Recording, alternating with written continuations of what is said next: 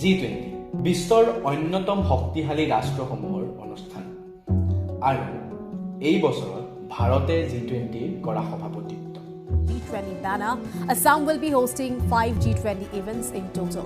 As India takes over G20 presidency this year, Assam, along with the rest of the country, is gearing up for the mega event. জানে যে সমগ্ৰ ভাৰতবৰ্ষই G20 220খন সভা অনুষ্ঠিত কৰিব G20 এনে এক শক্তিশালী প্লেটফৰ্ম যোনে বিশ্বৰ 85% জিডিপিক নিয়ন্ত্ৰণ কৰে ঘৰুৱা উৎপাদনক নিয়ন্ত্ৰণ কৰে ত্ৰিপুৰা গুৱাহাটী G20 সন্মিলন হোটেল ৰেডিশ্যন ব্লুত গুৱাহাটীত হ'ব G20 প্ৰথমখন বৈঠক As the state gears up to host the G20 events in Guwahati and Dibrugarh, Chief Minister Himanta Biswa Sharma today issued directives to ensure success of the event during a meeting with his cabinet colleagues.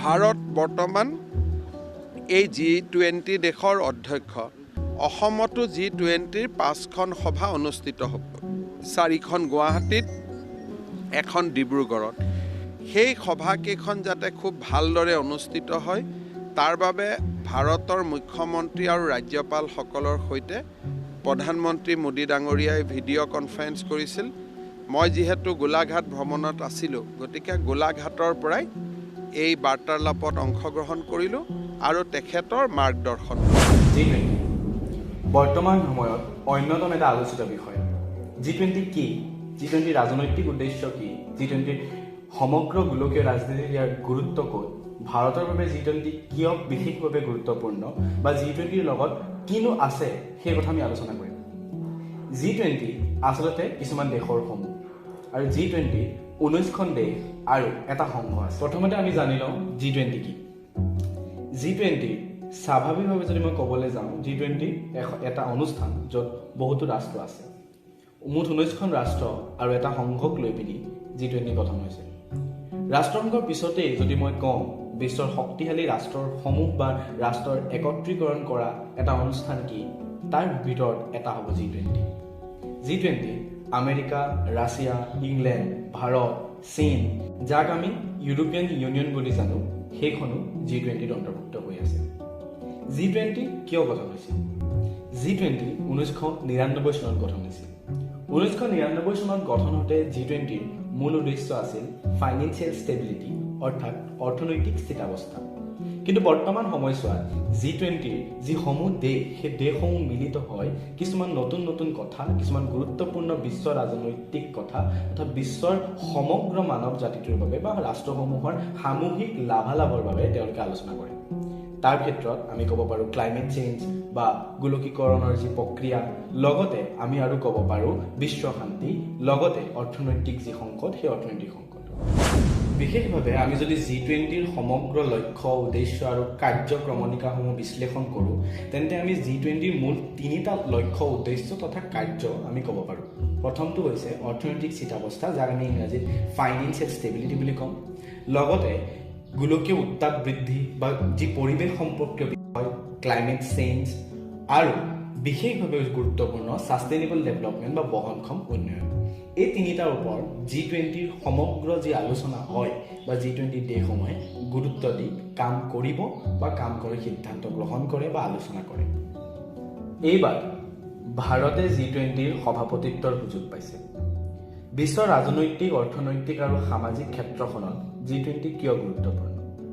G-20 এইবাবেই গুৰুত্বপূৰ্ণ কিয়নো G-20 যি সদস্য ৰাষ্ট্ৰ সেই সদস্য ৰাষ্ট্ৰসমূহৰ যি সমূহ সেই সমূহটোৱে বিশ্বৰ এক অৰ্থনৈতিক শক্তি ৰাজনৈতিক শক্তি লগতে এক বিশেষ ধৰণৰ ছুপাৰ পাৱাৰ অৰ্থাৎ এক শক্তিশালী স্থিতি গ্ৰহণ কৰে বিশেষভাৱে উল্লেখযোগ্য বিশ্বৰ জিডিপিৰ 80% অংশীদাৰিত্ব G-20 এই দেশসমূহৰ মাজত আছে লগতে বিশ্বৰ যি অৰ্থনৈতিক অৱস্থা বিশ্বৰ যি বজাৰখন সেই বজাৰখনৰ এক বৃহৎ অংশ G-20ৰ ওচৰত আছে আৰু বিশ্বৰ 60% জনসংখ্যাৰ অংশীদাৰিত্ব এই G-20ৰ 20খন দেশত আছে বিশেষভাৱে উল্লেখযোগ্য যে G-20 যি দেশ সেই G-20 দেশবোৰৰ মাজত আদৰ্শ পৃথকীকৰণ আছে যদিও তেওঁলোকে নিজৰ মাজত সামূহিক উন্নয়নৰ বাবে একগোট হয় এতিয়া আহোঁ এটা গুৰুত্বপূৰ্ণ বিষয় G-20 আৰু ভাৰত এইবাৰ ভাৰতে G-20ত সভাপতিত্ব কৰাৰ সুযোগ পাইছে এই সভাপতিত্বৰ ফলত বা G20ৰ যি সমগ্ৰ ৰাজনৈতিক যি লাভালাভ তাৰ ফলত এই যি মঞ্চ তাৰ ফলত আমাৰ ভাৰতৰ কি লাভ হ'ব? ভাৰত বৰ্তমান অন্যতম এখন নিৰপেক্ষ দেশ। আমি সকলোৱে জানো যে বৰ্তমানৰ বিশ্বৰ ৰাজনৈতিক পৰিস্থিতিটো অত্যন্ত ভয়াৱহ। লগতে অৰ্থনৈতিক স্থিতাৱস্থাও কিছু পৰিমাণে আমাৰ মাজত সংকটে দেখা দিছে। অৰ্থনৈতিক ক্ষেত্ৰত সংকট, ৰাজনৈতিক ক্ষেত্ৰত সংকট আৰু সামাজিকভাৱেও বহুকেইখন দেশ সংকটত আছে। আজি আমেৰিকাৰ কথাই কওঁ বা ৰাছিয়াৰ কথাই কওঁ, দুইখন দেশৰ মাজত এতিয়াও কিন্তু ইউক্ৰেইন কেন্দ্ৰিক যি যুদ্ধ, সেই যুদ্ধৰ বাবে সংঘাত আৰু সংকট আছে। লগতে ইউৰোপৰ যি অৰ্থনৈতিক পৰিস্থিতি, সেই অৰ্থনৈতিক পৰিস্থিতিৰ কথা আমি ক'ব লাগিব। এনেকুৱা এটা পৰিস্থিতি, যিটো পৰিস্থিতিত ক'ভিডৰ পিছৰ কালছোৱাত সমগ্ৰ বিশ্বৰ অৰ্থনৈতিক আৰু ৰাজনৈতিক পৰিস্থিতিটোৱেই যি স্থিতাৱস্থা বাহাল থাকে, সেই স্থিতাৱস্থাটোত লাঘৱ আনিছে। এই স্থিতাৱস্থা নথকাৰ পৰিস্থিতিত ভাৰতে G20ৰ সভাপতি হোৱাৰ সুযোগ পাইছে। বিশ্বৰ যি ৰাজনৈতিক পৰিস্থিতি, সেই ৰাজনৈতিক পৰিস্থিতিত কিন্তু ভাৰতৰ এই নিৰপেক্ষতাটো নতুন নহয়। আমি সকলোৱে জানো যে এটা সময়ত গোষ্ঠী নিৰপেক্ষ আন্দোলন হৈছিল, যাক আমি নন এলাইনমেণ্ট মুভমেণ্ট বুলি জানো।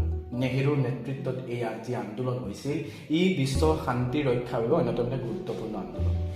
ইয়াৰ পিছতে এতিয়া আমি G20ত ভাৰতে নিৰপেক্ষতা কেনেকৈ গ্ৰহণ কৰিব? আজি ৰাছিয়া আৰু আমেৰিকাৰ মাজত যি বিভেদ আৰু বিবাদসমূহ হৈ আছে, সেই বিবাদসমূহৰ কথাত ভাৰতৰ স্থিতি ক'ত? ভাৰতে সম্পূৰ্ণৰূপে ৰাছিয়াকো সমৰ্থন নকৰে বা সম্পূৰ্ণৰূপে আমেৰিকাকো সমৰ্থন কৰা দেখা পোৱা নাযায়। অৰ্থনৈতিক শক্তিৰূপে ভাৰতৰ স্থিতি ক'ত? আজি আমি সকলোৱে জানো বিশ্বৰ অৰ্থনৈতিক অৱস্থাত বৰ্তমান ভাৰত এখন অৰ্থনৈতিক শক্তি হিচাপে নিজকে স্পষ্টৰূপে প্ৰতিষ্ঠা কৰিছে। আৰু এই অৰ্থনৈতিক শক্তিৰ ক্ষেত্ৰত ভাৰত যে বিশ্বৰ অন্যতম এখন মেনুফেকচাৰিং হাব হ'ব পাৰে, অৰ্থাৎ উৎপাদন কৰাৰ এখন বিশ্বৰ অন্যতম এখন বৃহৎ দেশ হ'ব পাৰে, সন্দেহ নাই। এইখিনি ক্ষেত্ৰত 2-3খন দেশে আমাক বিশেষভাৱে সহায় কৰিব। জাৰ্মানী হওক, ইটালী হওক, মেক্সিকো হওক বা চাউথ আফ্ৰিকা হওক। G20 এটা বিশেষ ধৰণৰ ভাল লগা কথা হৈছে যে ইয়াত উন্নত দেশসমূহৰ লগতে উন্নয়নশীল দেশসমূহ অন্তৰ্ভুক্ত হৈ আছে। ছৌদি আৰবিয়া আছে, ঠিক তেনেদৰে ইটালী আছে, মেক্সিকো আছে, লগতে চাউথ আফ্ৰিকা আছে। এই যি দেশৰ যি মিশ্ৰণ, সেই দেশৰ মিশ্ৰণত ভাৰতে কেনেকৈ লাভ ল'ব। লিমিটেশ্যন কিছুমান আছে আমাৰ ভাৰতৰ। সেই লিমিটেশ্যনবোৰ আমি তেওঁ সেই দেশৰ সুবিধাবোৰ ল'ব পাৰোঁ।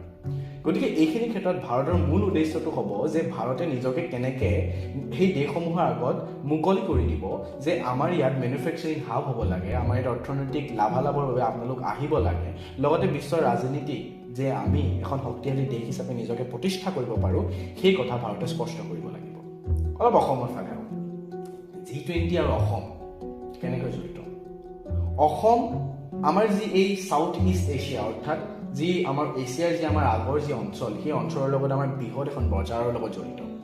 আৰু সেই বজাৰখনৰ যি পটেঞ্চিয়েল, বজাৰখনৰ যি লাভ হোৱাৰ যি সম্ভাৱনা আছে, সেই সম্ভাৱনাটোৰ লগত অসম বিশেষভাৱে জড়িত। আৰু সেইবাবেই হয়তো আমাৰ ভাৰতীয় অৰ্থনীতি আৰু ৰাজনীতিত বৰ্তমান উত্তৰ পূব ভাৰতত বিশেষভাৱে গুৰুত্ব দিছে। আৰু লাগিব বৰ্তমান বিশ্বত অন্যতম এটা সংকট হৈছে ছেমি কণ্ডাক্টৰ চিপছৰ সংকট। এই ছেমি কণ্ডাক্টৰ চিপছৰ সংকটৰ ক্ষেত্ৰত কিন্তু আমাৰ এক বিশেষ গুৰুত্ব আছে। ভাৰতে এক বৃহৎ মেনুফেকচাৰিং হাব হিচাপে বিশ্বত নিজকে প্ৰতিষ্ঠা কৰিব পাৰিব। আৰু এই ক্ষেত্ৰত সহায় লাগিব আমেৰিকা, জাৰ্মানী, চীনৰ দৰে দেশসমূহৰ। কিয়নো অকলে ভাৰতে ইমান বৃহৎ এটা অৰ্থনৈতিক সিদ্ধান্ত ল'ব নোৱাৰে। ঠিক লৈ পিনি হোৱা বিতৰ্কসমূহলৈ G20ক লৈ ভাৰতীয় ৰাজনীতিত বৰ্তমানলৈকে ইমান ডাঙৰ এটা বিতৰ্ক হোৱা নাই যদিও বিশেষভাৱে সমালোচকসকলে এইটো সমালোচনা কৰিছে যে G20কো বৰ্তমান শাসকীয় গোষ্ঠীয়ে নিজৰ লাভৰ বাবে ব্যৱহাৰ কৰিছে। এই ক্ষেত্ৰত আমাৰ মন্তব্য এইটোৱেই যে নিৰপেক্ষ দৃষ্টি যদি আমি ৰাখোঁ, যিহেতু ভাৰতে G20 সভাপতিত্ব কৰিছে, তাত যদি আমি এটা বিশেষ ধৰণৰ মন্তব্য দিব লাগে, তাত কোনো ছেফ্ৰনাইজেশ্যন হোৱা নাই, অৰ্থাৎ সাধাৰণ ৰাজনৈতিক ভাষাত কমলাকৰণ হোৱা নাই। আৰু এইখিনি ক্ষেত্ৰত কিন্তু তেওঁলোকে কৈছে যে G20কো আমি ছেফ্ৰনাইজেশ্যন কৰিছোঁ। এটা টেগলাইন ব্যৱহাৰ কৰা হৈছে, বসুদেৱ কুটুম্বকম, গোটেই বিশ্বই আমাৰ পৰিয়াল। ভাৰতৰ যি ইতিহাস, ভাৰতৰ যি সভ্যতা, এই সভ্যতাৰ পৰিচয় হিচাপে এই এটা শাৰী ব্যৱহাৰ কৰা হৈছে, বসুদেৱ কুটুম্বকম। আৰু এই শাৰীটোতেই আমি স্পষ্টৰূপে দেখিবলৈ পাওঁ যে ভাৰতৰ যি ঐতিহ্যমণ্ডিত গোলকীকৰণৰ প্ৰতি অত্যন্ত পুৰণি কালৰ পৰাই থকা খোলা মনটো। গতিকে G20ক লৈ পিনে আমি বিতৰ্কটো যদি এৰি দিওঁ, আমি যদি ৰাজনৈতিক বিতৰ্ক ফালে আহোঁ, বিশ্ব ৰাজনৈতিক বিতৰ্ক, তাত আমি ৰাছিয়া আৰু আমেৰিকাৰ কথা ক'ব পাৰোঁ। ভাৰতৰ স্থিতিটো ক'ত? একেটা কথাই ক'ম যে ইউৰোপৰ সংকটবোৰ বিশ্বৰ সংকট নহয়, গতিকে ইউৰোপৰ সংকট আমাৰ সংকট নহয়। এইখিনি ক্ষেত্ৰত ভাৰতৰ স্থিতি সেইটো। ভাৰতৰ মূল উদ্দেশ্য হ'ব লাগিব যে নিজকে কেনেকৈ গ্ৰীণ ইকনমি, সেউজীয়া অৰ্থনীতি, য'ত ভাৰতে প্ৰদূষণ মুক্তভাৱে কাম কৰিছে সেই কথা স্পষ্ট কৰিব লাগিব। আজি কি কি পটেনচিয়েল আছে, কি কি সম্ভাৱনা আছে, সেই সম্ভাৱনাসমূহক ভালদৰে ব্যৱহাৰ কৰিব লাগিব। তাৰ বাবে সমগ্ৰ বিশ্বৰ আগত ভাৰতে নিজকে মোকলাই দিব লাগিব যে আমাৰ সম্ভাৱনা এইখিনি আছে, দুৰ্ভাৱনা এইখিনি আছে। And the inspiration for India's G20 logo design.